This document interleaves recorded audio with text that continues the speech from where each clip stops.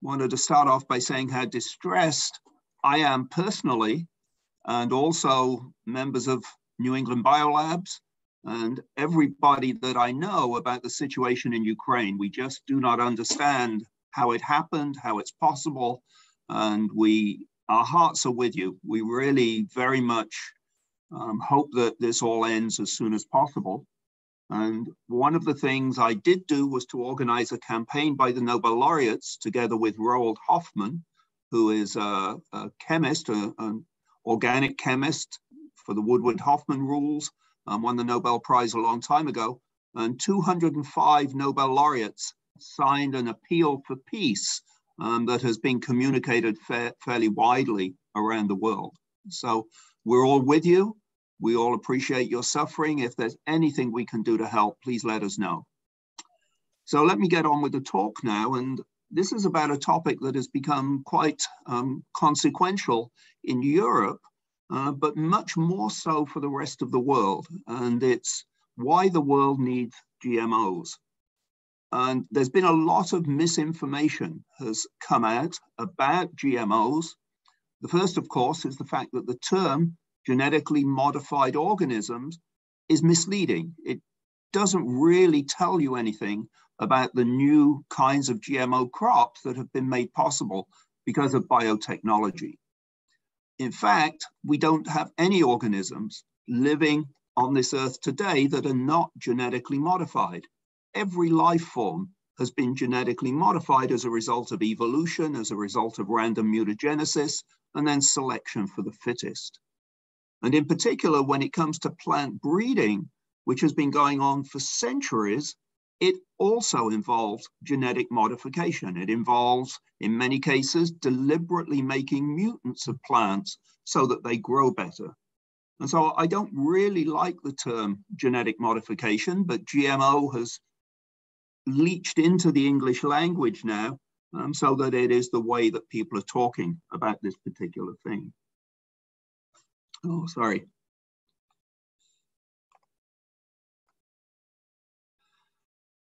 The other thing that is really concerning is that the people who are opposed to GMOs, the anti-GMO people, are absolute hypocrites. So for instance, since it is so dangerous to be making genetic modification of things, why don't they stop the production of insulin to solve diabetes? You know, human insulin, which is given to diabetics, does not come from humans.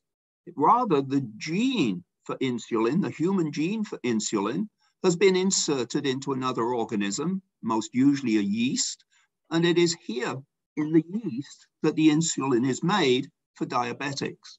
Why is that not dangerous? Why did they accept the vaccines for COVID-19 within 12 months of development? These two are genetic modifications. The COVID-19 vaccine is all made by genetic modification.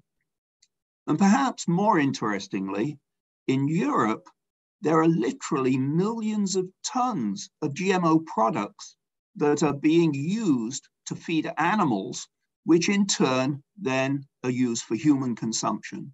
So pretty much all of the farm animals in Europe are fed millions of tons of GMOs, and yet we then eat the animals without a problem. And since these GMOs are so dangerous, apparently, why is it that the animal protection people, the people who claim to like animals, why are they not concerned about all of these GMOs that are being produced? Well, of course, the answer is hypocrisy.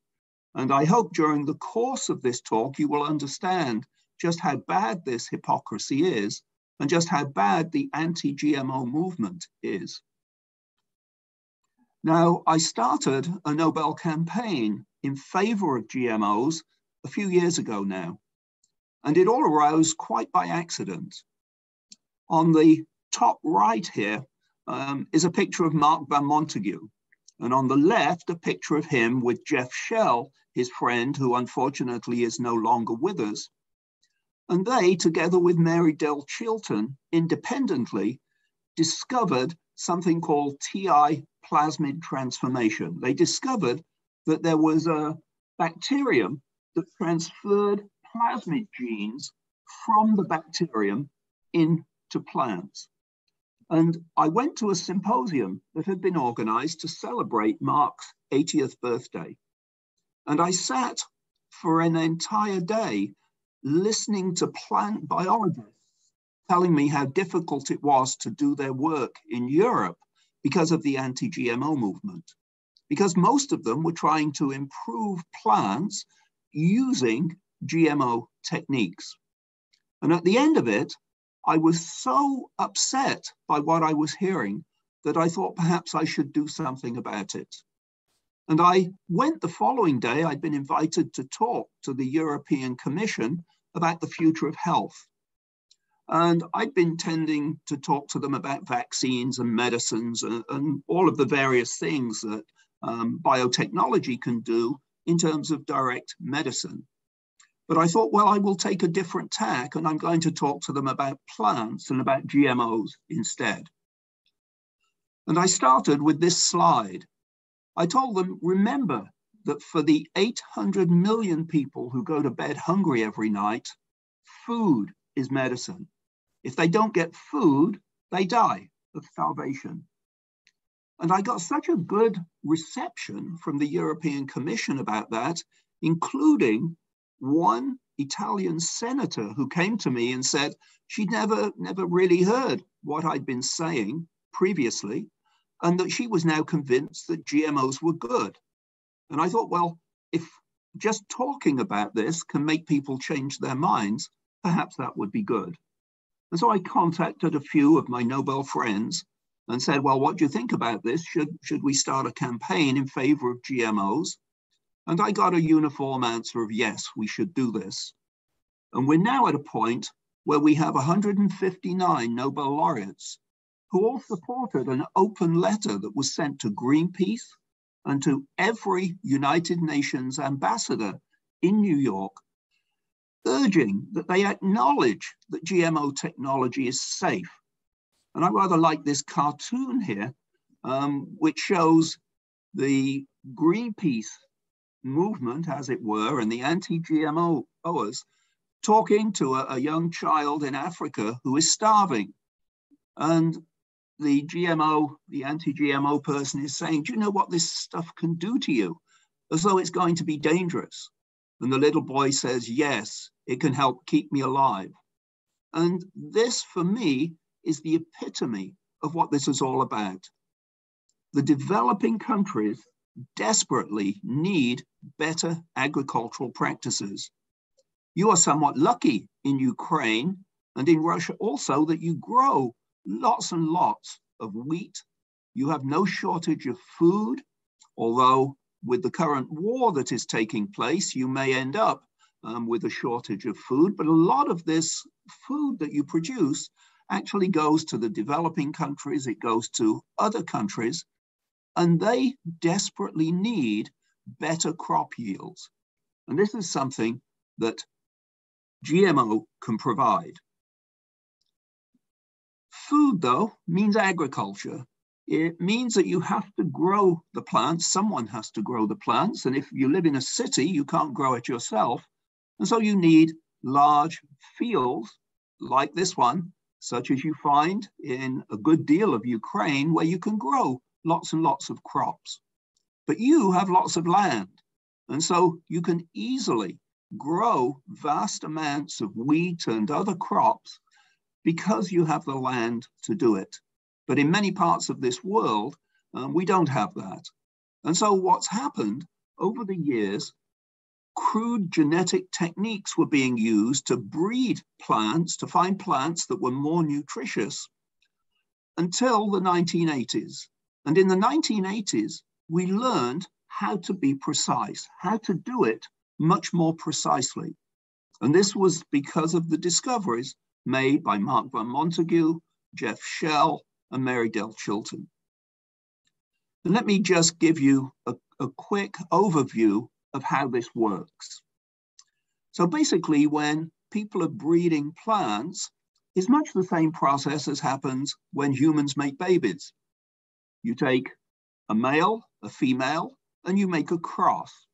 And if you look on the left-hand side of this, the top left panel, conventional breeding we take one plant, which is the plant that we use and grow all the time, and we want to introduce into it a new trait, something that will allow it to maybe grow taller, maybe produce more nutritious grains, or whatever, resist drought. And what you do is you find a plant, a similar plant, that has the properties you need. And then you make a cross between those two plants in which they exchange the genes, much as we do when we produce babies. And you end up with a series of hybrids. And the very first hybrid will have 50% of the gene from the elite variety, which is the one we want to grow, and the variety that has the desired trait.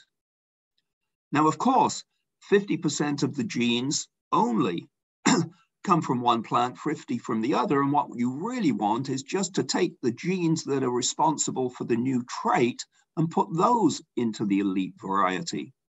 And so by traditional methods, what you do is you take the first hybrid that you know has the trait and then keep crossing it back and back and back to the elite variety, keep making crosses until you end up with the desired variety in which the majority of the genes come from the elite variety and just the few that you need for the trait come from the related variety. And sometimes that doesn't work. And so then plant breeders begin to mutagenize the plants with radiation, with chemicals, in order to try to get the traits they want. Now, all of this is a very slow process, typically can take 10, 15, 20 years before you go from an elite variety to a new desired variety. Greenpeace says this is perfectly safe because we've been doing it for so long. Even though we mutagenize and we don't know what is the genetic makeup of the final product, nevertheless, this is safe. But what Mark Van Montague and co. discovered was that this organism, this bacteria called Agrobacterium tumefaciens, has within it a plasmid, a short piece of DNA. And this piece of DNA can be transferred from the bacterium into the plant. And when it does so, it takes with it the genes on the plasmid. And so what they thought was that instead of having Agrobacterium move the genes that it wants from the plasmid, perhaps we could put the genes that we want onto the plasmid and transfer it into the plant. And in this way, we can do in a very precise way exactly what we've been doing by conventional breeding, only in a very precise way, in a very directed way, and in a way that is much, much faster and easier than conventional breeding. And this is what Greenpeace says is dangerous. Even though when you do conventional breeding, you end up with something that has a lot of genes in it in addition to the one you want, and we don't know what they are. With precision breeding, where you know exactly what has been transferred into the plant, Greenpeace claimed this was dangerous. And this is the basic problem. Let me just give you a very down-to-earth example of what it is. Let's say I've got a GPS system in my old car, and I buy a new car, and it doesn't have a GPS system. I want to put it in. So what do? Should I take the two cars apart, mix everything up, and then select for the one that has picked up the GPS, ignoring whatever else it might have picked up? Or in contrast, should I just unplug the GPS from my old car and plug it back into my new one? That is the essence of the precision method, the GMO approach to moving genes into plants.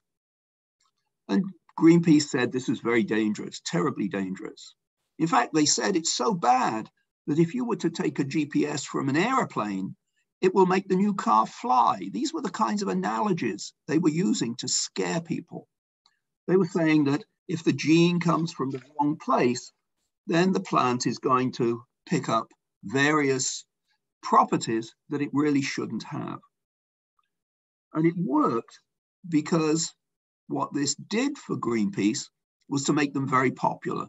It's the oldest political trick in the game.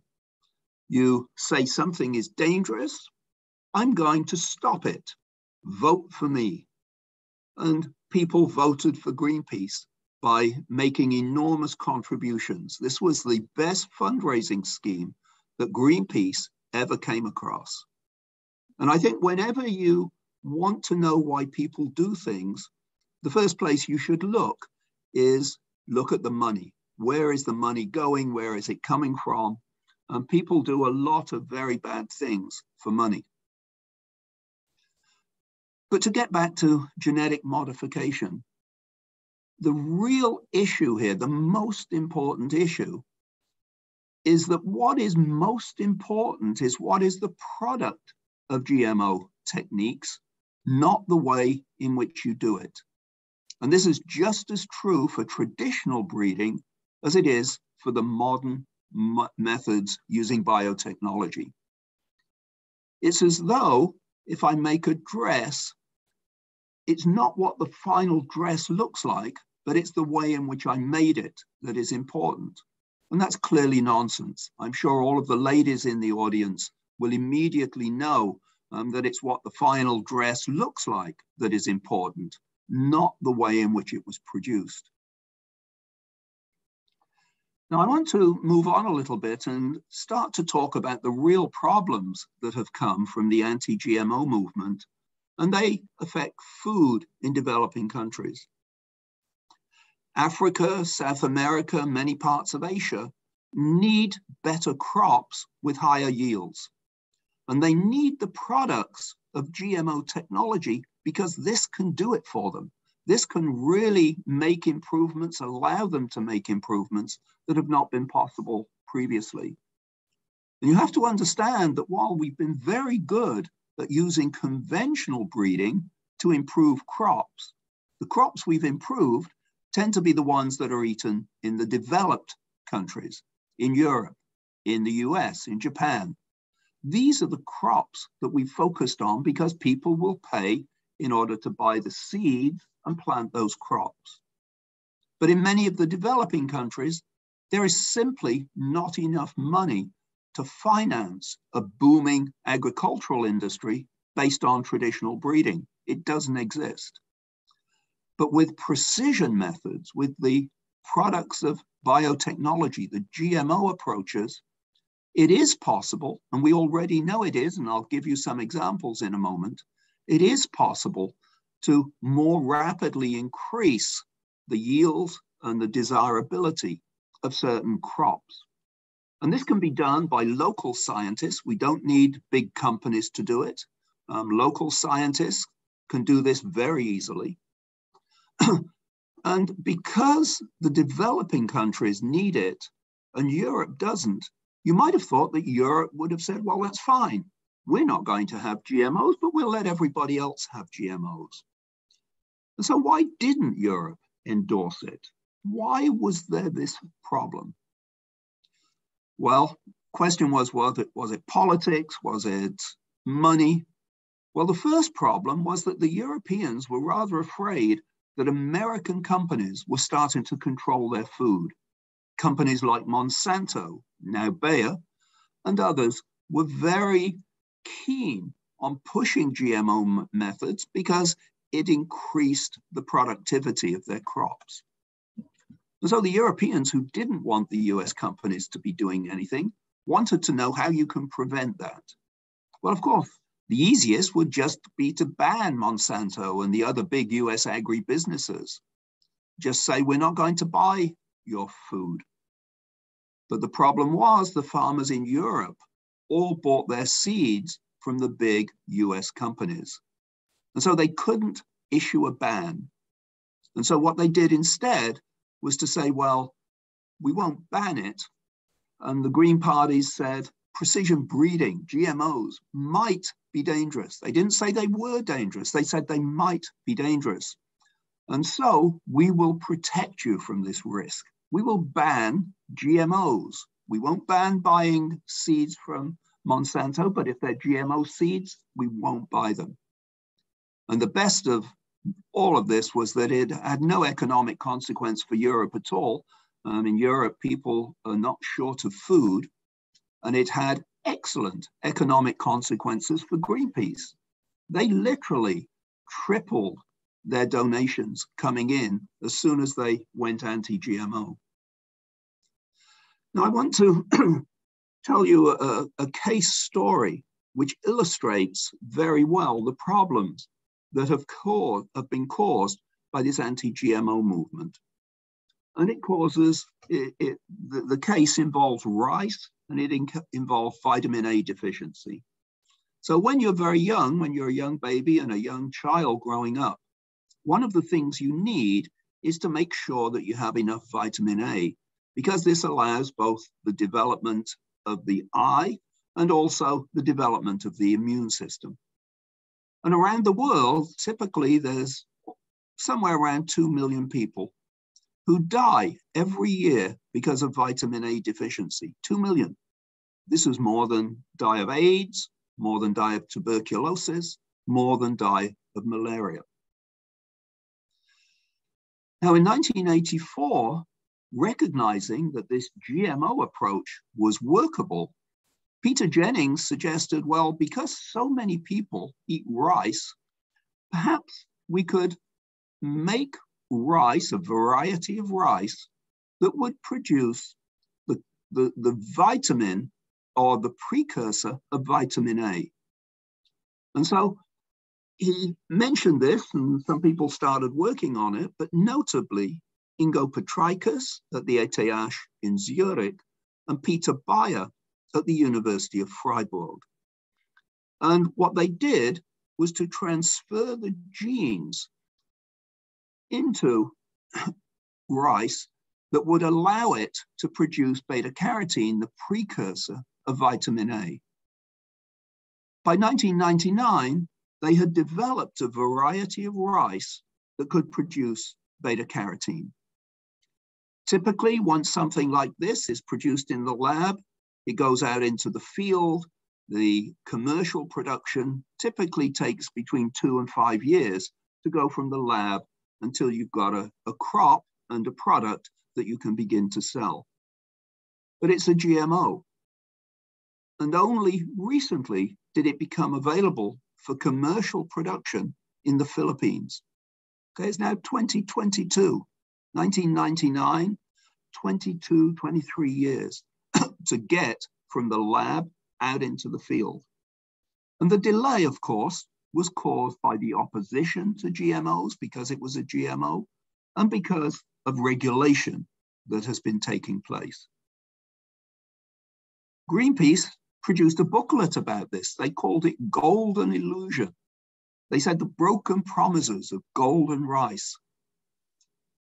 And Greenpeace used the following argument. They claim it's taken so long to produce that it can't possibly work, neglecting to say that it was Greenpeace who blocked the development of golden rice. They did everything they could to stop its development. The hypocrisy here is terrible. And I think one of the things that I find saddest is that when Greenpeace first started out and said that GMO products might be dangerous, one of the things they did, they said, we need more science. We need to do some experiments. We need to find out whether these crops are likely to be dangerous or not.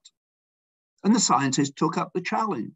The scientists did everything they could to show that genetically modified products were not dangerous. They now have all the data in hand. Everything we know says they're not a problem. There's not one single credible case of a problem with GMOs, zero. There have been several papers claiming they cause cancer, but when you look at the data says, no, you didn't do the correct control experiment. So there is no evidence for it. And I'm surprised that Greenpeace have not realized that now that the science is against them, they really should stand up and say, well, we now admit GMOs are okay. We were right all along. We called for the science. The scientists did the science, showed that they were safe. And now we're more than happy to say that GMOs are safe. But of course, they've not been doing that because they like the money that comes in because of their anti-GMO stance. Now in Uganda, there is a big problem with bananas. It turns out that 30% of the calories consumed by the residents of Uganda come from bananas. And bananas have a problem. They've always been a little bit difficult to grow. They have all sorts of diseases. But one disease was caused by a bacterium called Xanthomonas campestris. It's known that there are resistant varieties of other crops that Xanthomonas won't grow on, but there is no natural banana plant that might be used for conventional breeding that is resistant to Xanthomonas. So what did they do? Scientists at a lab in Kenya, actually, showed that there were two genes in sweet peppers that provided resistance to Xanthomonas, and using precision techniques, modern biochemical techniques, they were able to move those two genes into bananas. And so now there are varieties of banana that have been produced in the lab that are resistant to Xanthomonas. This was a huge advance. But is it possible to grow bananas in Uganda, these genetically modified bananas? Well, not yet, because while the parliament said this was a good thing, while the prime minister and the president both think GMOs are okay, it turned out that the anti-GMO movement got to the president's wife and his daughter and convinced them that GMOs were dangerous, and they in turn convinced the president that they were dangerous, and he refused to sign the bill legalizing this. And it now sits with the parliament in Uganda while they try to figure out what to do about it. Another disease that is a big problem is something called brown streak disease that affects cassava. In 2020, local scientists in Kenya and Uganda engineered a resistant variety, something that would grow, even though this brown streak disease was still around. But that too has suffered because of regulation about genetically modified foods. A very interesting story, and one that everybody should know about, concerns Hawaiian papayas. So Hawaiian papayas suffered from a disease caused by a ring spot virus. And it made the plants inedible, it killed the trees. And so a man called Dennis Gonsalves at the University of Hawaii in 1998 developed a transgenic papaya called rainbow papaya, which is resistant to the virus. Farmers were pleased because now they could grow their papayas and the papaya trees were not dying all the time. It's now a case that 70%, 80% of the crop grown in Hawaii is genetically engineered, and it's all being eaten in the USA because this is their biggest market. Now, several years ago, the anti-GMO people teamed up with the organic farmers to demand that genetically modified foods should be labeled. They should carry a label that says they were genetically modified. But more importantly, crops that were not genetically modified could carry a label saying non-GMO. This proved very popular. Hawaii, the government wanted to do this. But when the farmers heard about this, they figured no one's going to buy our rainbow papayas anymore because they're genetically modified. And so what did the government in Hawaii do? Well, what they did was to say, we will allow the labeling with the non-GMO label for everything, but papayas we will exclude. They can be called non-GMO because they were what we call grandfathered in. They've been around for so long, they must be okay. And I think this is pretty typical of the hypocrisy that has surrounded this entire movement. Politically, it was good to be able to say and label things as non-GMO. But when it came to the practical economic side of things, they let certain things go through. Turns out in Thailand, they have the same problem, but there, the GMO solution is banned. And so what have the farmers there been doing? Well, it turns out that in several neighboring countries, these papayas that are resistant to the ring spot virus were made in the local varieties of papaya tree. And now the farmers in Thailand who grow papayas more often than not are getting their seeds from neighboring countries and just not telling the government about it. On the whole, the farmers are rather smart. I think what works for them. So let's go on to sort of the philosophical part about all of this. We have to recognize that food choice is very much a luxury of the developed world. If you live in Africa, you live in many countries in Africa, you don't have a choice of food. But in Europe, in the US, in Japan, you do. And if you don't want to eat foods that have been derived by GM techniques, then don't. It's your choice. No one's going to make you eat it. But please don't pretend that such foods are dangerous, because they are not. There is no evidence whatsoever that they are dangerous. And if anything, they are probably safer than traditional foods. We hear of many more problems from traditionally bred foods in which they picked up genes that maybe cause allergens, maybe cause other problems. But with the GM foods, you know what you've done. There is a precision to the method, which means that a lot of problems can be avoided. So for developed countries, food isn't a problem, but we must never forget, especially in the days of the internet, that if we're going to start making statements saying that things are dangerous in Europe, remember that the rest of the world will think they're dangerous too. And so we must never forget the consequences of our actions for developing countries.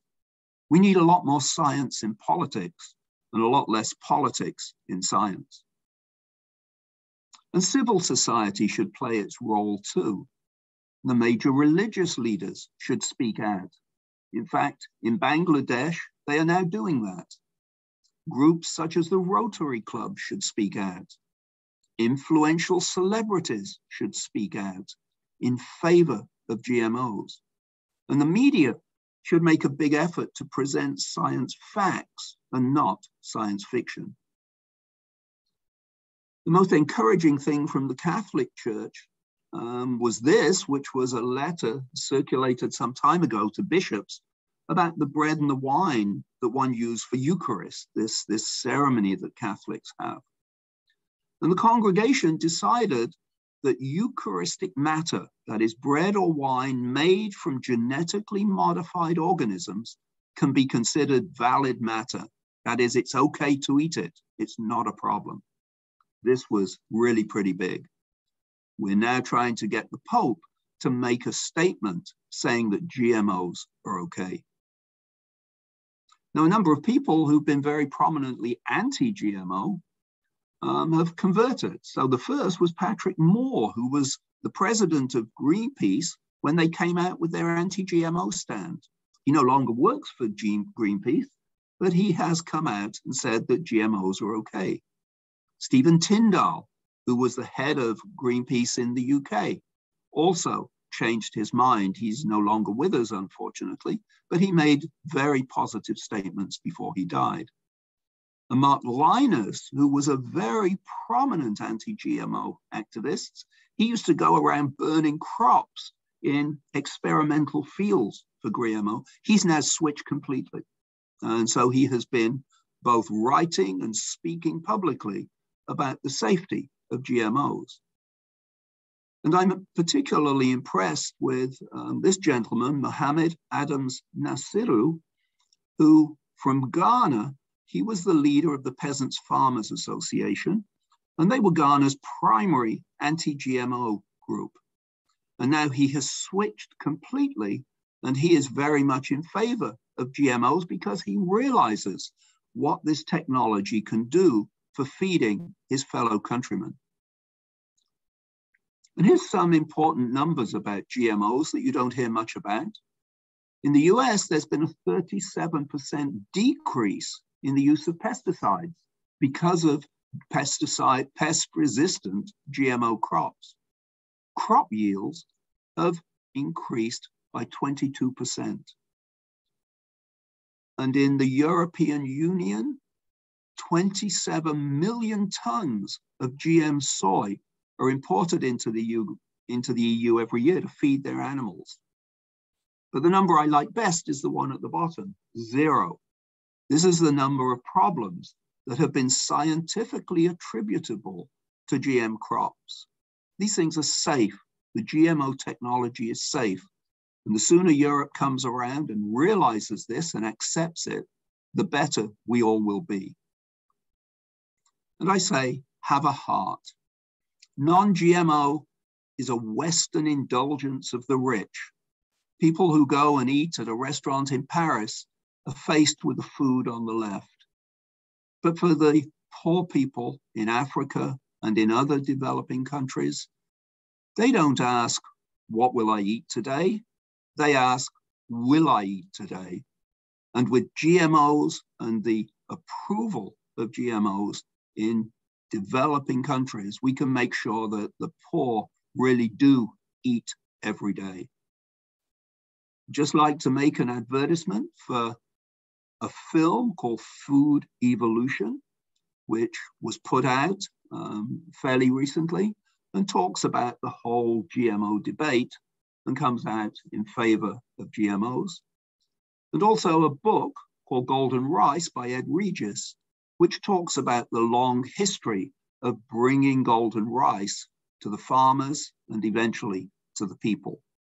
This website, supportprecisionagriculture.org, is a good source of information. You can see the names of all the Nobel laureates who have signed on to our campaign, and a lot of other interesting facts about GMOs are present there, including links to talks that I have given in the past. And if this is recorded, and I believe it is being recorded, then that too will be on that site.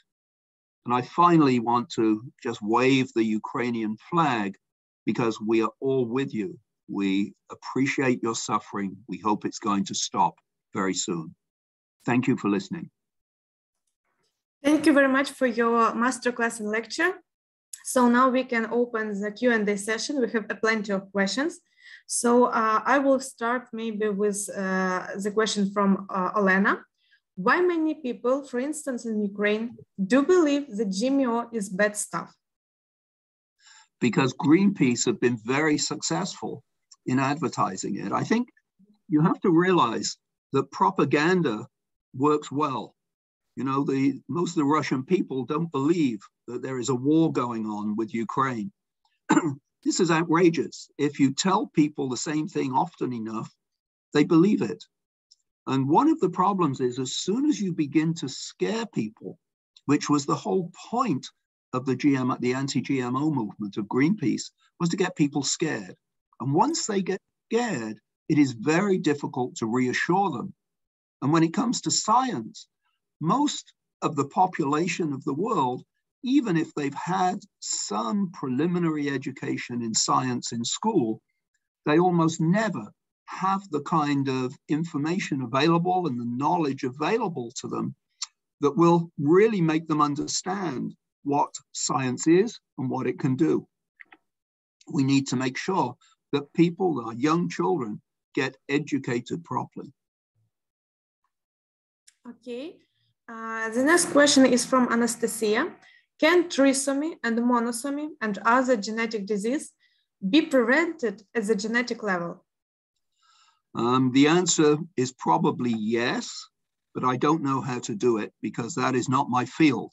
I don't work in plants. I work with bacteria, but I'm sure a good plant geneticist could deal with that question very easily. And it may be something, for instance, that Google knows. I find that Google often knows a lot of things that I don't know.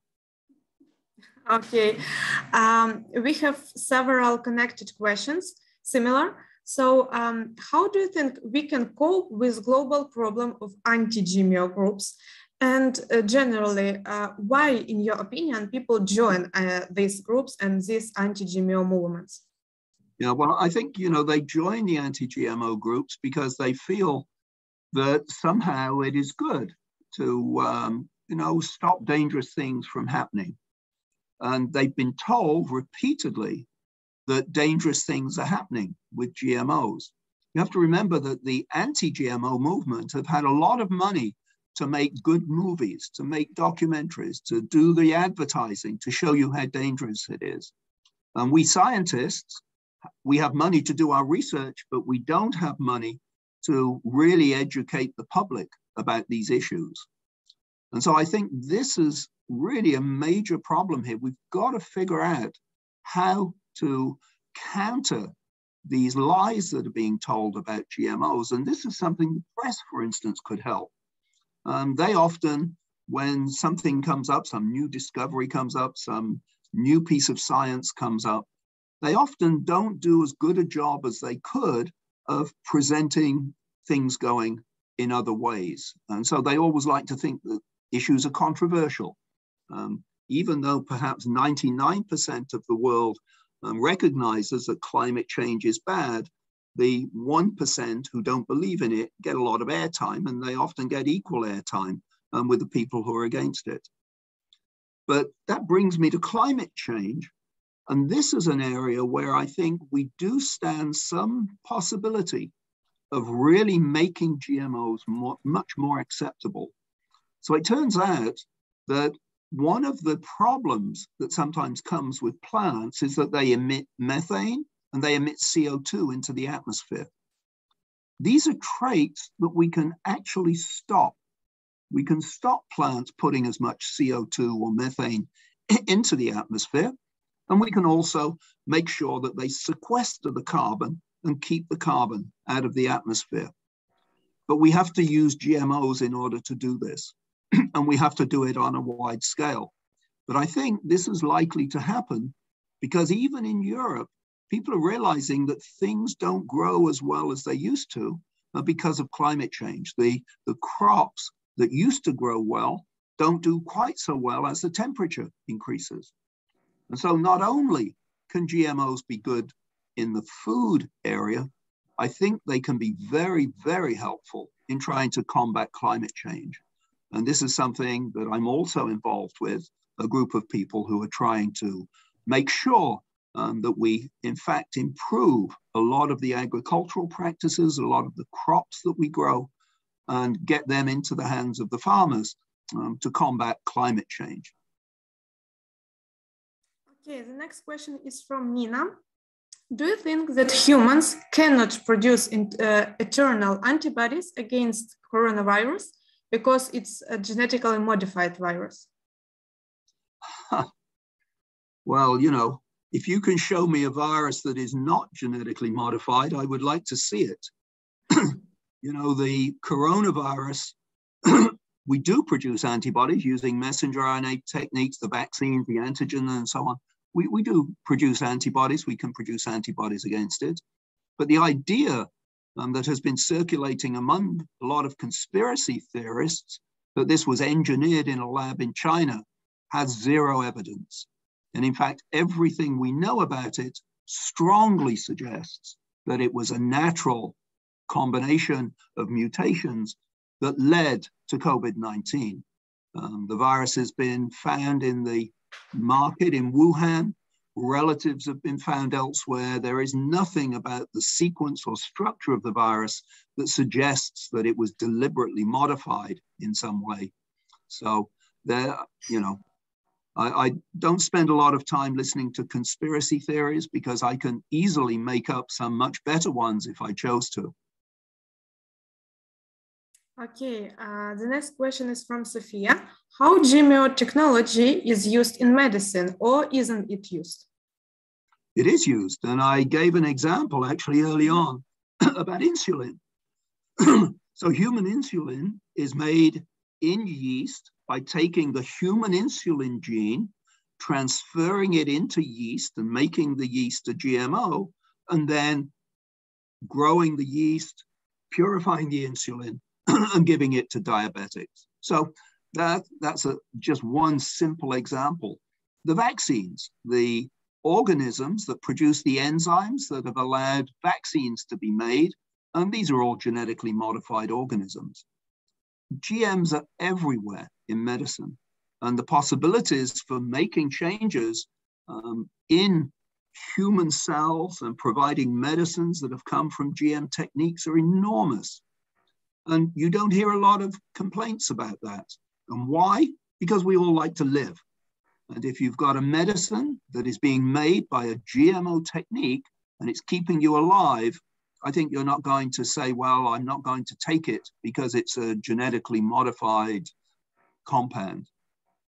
You know, medicine doesn't have the same problems that agriculture does.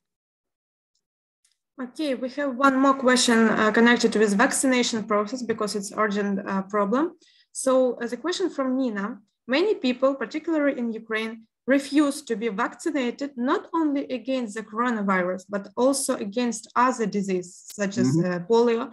Is it fear of vaccination? Is this fear is justified or it's basic illiteracy? Yes, I think unfortunately it's a combination of illiteracy and stupidity. I like this cartoon that came in which if you do more testing for COVID, the more cases you find. If you test for intelligence, the more idiots you find. And unfortunately, an awful lot of misinformation about vaccines is being spread around the world on social media. And it is one of the downsides of social media that these kinds of criticisms, these kinds of scares are allowed to proliferate. In fact, we should all endorse vaccines completely because they are the very best medicine that we've ever come up with. They're cheap, they prevent disease. They're not trying to treat anything, they prevent disease. And it's very rare that they ever cause problems. But unfortunately, there was a doctor in England who wanted to claim the vaccines caused autism. He manufactured some data, made it up, published it. It got a lot of publicity. A lot of people signed on to it. Rumors started spreading that vaccines caused autism. And when he was forced to retract the paper because it was shown clearly to be false, that didn't stop the rumors, because the scare is something that spreads very rapidly. People love to be scared. Just have to look at Hollywood, you know, the brilliance of making some of these scary movies, and hundreds of people go to watch them. The same is true with social media. The more you can scare people, the more they want to say, oh, I found out something that nobody else knows. And so I'm wiser and better than, without ever looking to see what the evidence really suggests.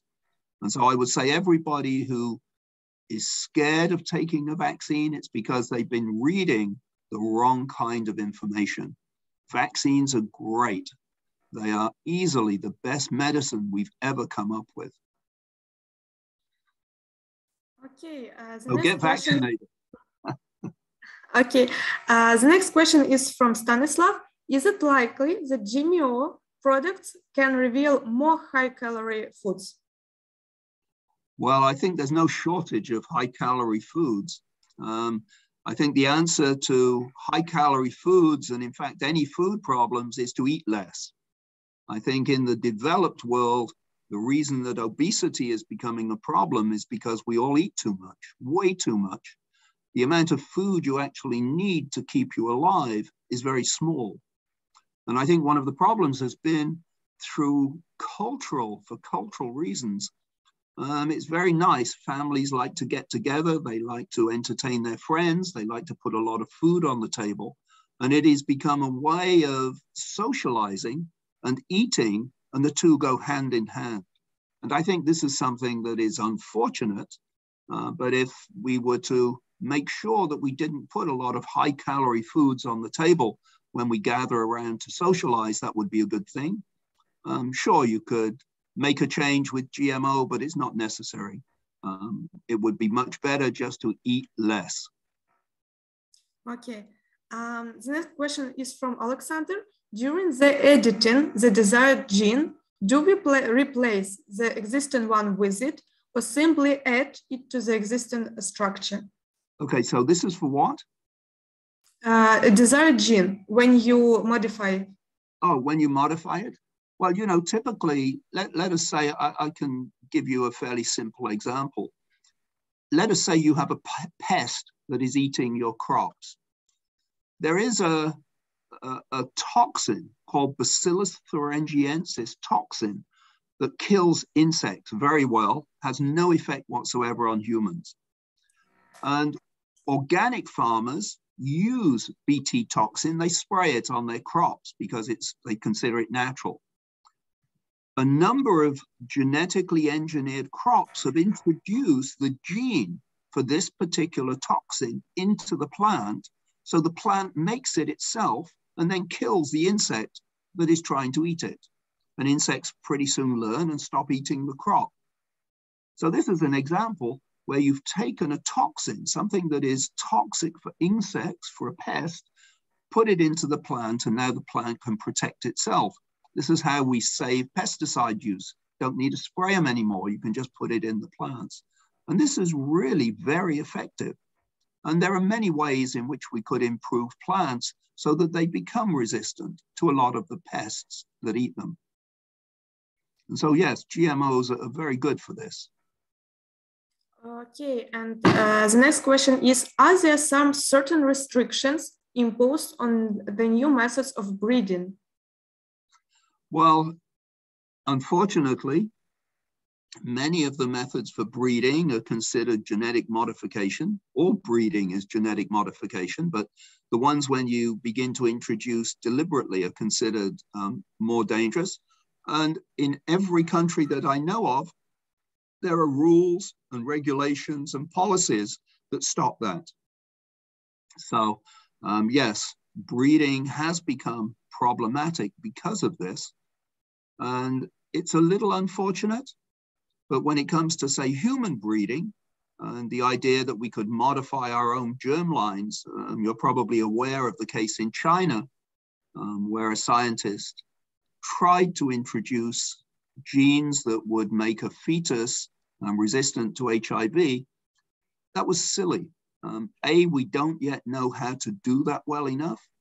We are able to solve some somatic diseases, things that are not in the germline. And so, for instance, there are quite good treatments now that can be used against hemophilia and even some against sickle cell disease.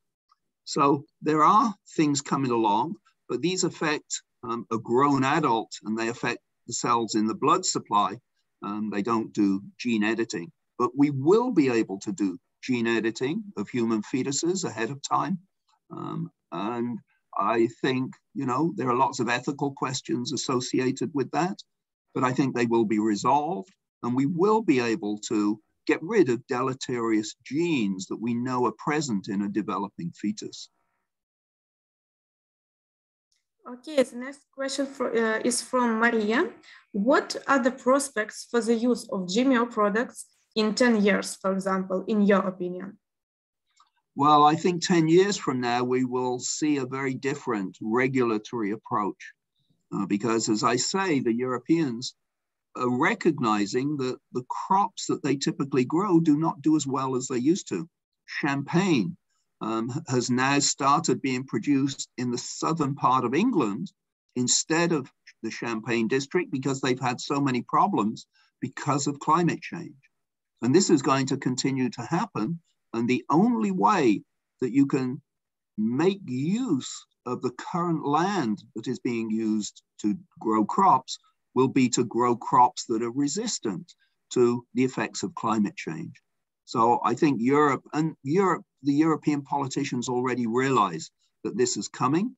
And I'm hoping that we can convince them to move faster than they otherwise might. You know, politicians are often rather slow to do things. Okay, another question from Angelina. Do Gmeo products products reason allergies? And if so, why? Well, GMO products have nothing special about them that one might think they should be allergenic. But the nice thing about it is that with regular plants, we don't know all of the genes that are in them. But with GMO plants, we know exactly what the modification is. So we know what genes are going in, and we can actually test ahead of time whether they're going to be allergenic or not. And in general, that really is not a problem. So far, there's been nothing that I know of anyway that suggests that they're going to be hyperallergenic or cause any problems of that sort. It's not an issue. Okay, another question. We have actually several questions, similar questions. So are all foods that say non-GMO actually are non-GMO? Well, I don't really know what is a non-GMO food, because all of the foods, all the plants we eat, all the animals that we eat, they've all been genetically modified over the years by breeding. So I don't think the non-GMO label is really nonsense. Do you know why the non-GMO labeling came about? It was promoted by the organic farmers, because they thought that if anything that was not grown organically had to have a label on it, that it would scare people and they wouldn't mind paying a little bit more to buy organic products. But if anything, I think there have been more problems with organic products than there have with regular products. You often find organic products that have bacteria, cause bacterial diseases and so on. There is nothing special about organic other than that you pay more money for it. Okay, I think we can move on to the questions about motivation and inspiration. So okay. The question from Svetoslav: when you understood clearly that biology is your passion? Well, so let me give you just a little bit of history. When I was a kid, and that is before age 10, I always thought I was going to be a mathematician. I love mathematics. I love the puzzles that came with math. And then my father bought me a chemistry set. And I soon discovered that I was able to make fireworks and explosives with the chemicals in this set. And that determined me that I was going to be a chemist. And I then continued to be a chemist and went to university, studied chemistry. And then I read a book by another Nobel Prize winner called John Kendrew. And it was called The Thread of Life. And it was about the early days of molecular biology. And by the time I finished that book, I knew that I wanted to be a molecular biologist. And so I switched fields when I went to be a postdoc.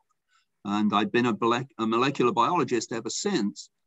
But one of my other early childhood passions was to be a detective. I thought that would be good. And now I do bioinformatics. I am a detective. The bioinformatics requires the math that I loved when I was a kid. And of course, biology is really just a form of chemistry anyway. So I've been very lucky. But what I always recommend to people, and students especially, is don't feel that you have to, just head in the direction that maybe your parents said you should go, or that your teacher said you should go. You should always try to find the things that you love to do. And whatever it is you're passionate about, you'll find you can always make a career of it. And it's nice if you can do that, because then it's not like going to work. I don't think I work. I think I just pursue my hobby all day. And you can't beat that. It's absolutely ideal. So related question from Yegor. Why did you become a scientist? Well, I was always very curious, and I always wanted to know how things worked. But it was more chemical curiosity, I would say, than anything else. I never really got into the engineering side of curiosity. But I was lucky, I think, that I grew up in England where curiosity in kids was encouraged. And I think too often now in many, many schools, the schools are almost look as though they were designed to knock the curiosity out of kids, to stop them from being curious and make them study and do things in exactly the same way. And for instance, my son got into some trouble at school because even though he could do all the math problems that were presented to him and get the right answer, he wasn't doing it by the right method that the teacher had been teaching him. And so he was getting bad marks because of that. And we had to go and talk to the teacher and explain that, what was important, that he got the right answer. He knew how to do it, just didn't want to do it the way the teacher was trying to persuade him to do it. So I think always look at other possibilities, read about things that you don't know very much about. And all of a sudden, you sometimes say, oh, that's good. I can either use what I learned by reading in what I'm doing, or that other stuff looks a lot more interesting. I'm going to do that instead. And don't be afraid to change fields. Don't be afraid to go and do new things, because often it is the people who switch from one field to another who ask all the stupid questions that the people in the field think they know the answer to, but when you really challenge them about it, often they don't. And so here is a way, if you're doing research, you can make new discoveries. So switching fields is a good thing. Asking stupid questions is a good thing also. Okay, we have another question. In your opinion, what is the main thing to engage young scientists to the field of selection and genetics to meet the food needs on our planet, on the Earth, and even beyond on other planets in the future? Yeah, well, I would pass on the last question because I'm not sure we're going to find life that we would recognize on another planet. Maybe we will one day, but that's way beyond my possible experience, I feel.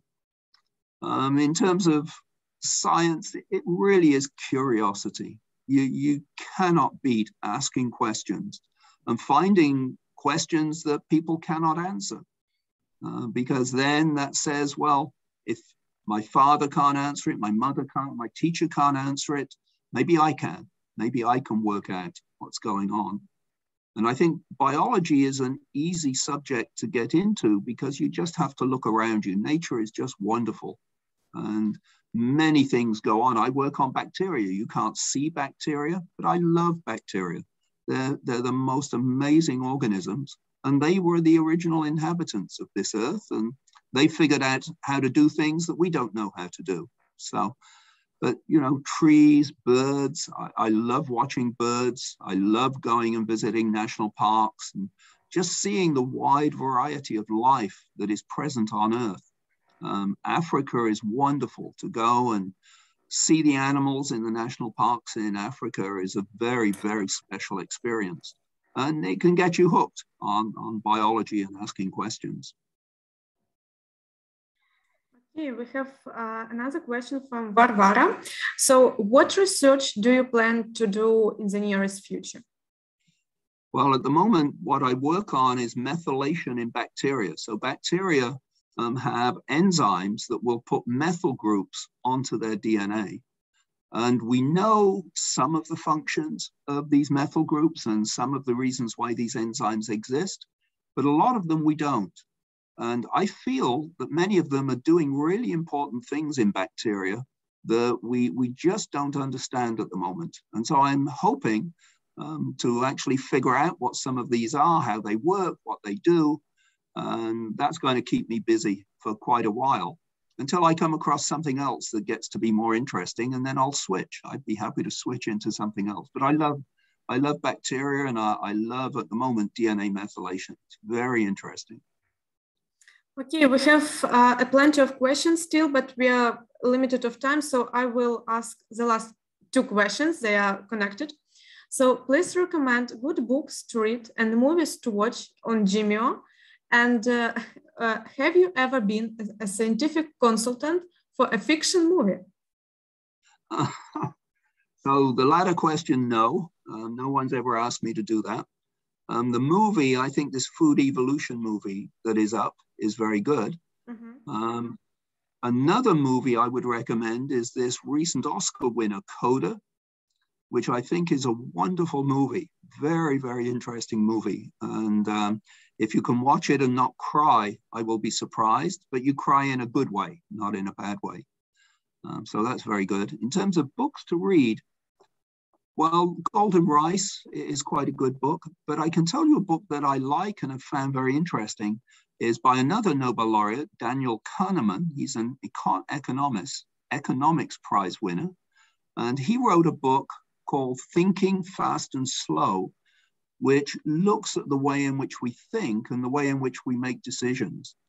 And it's the difference between being asked a question and coming up with a gut reaction, an immediate reply, and saying, oh, yes, this is the answer, or stopping, thinking about the question, and then coming up with an answer.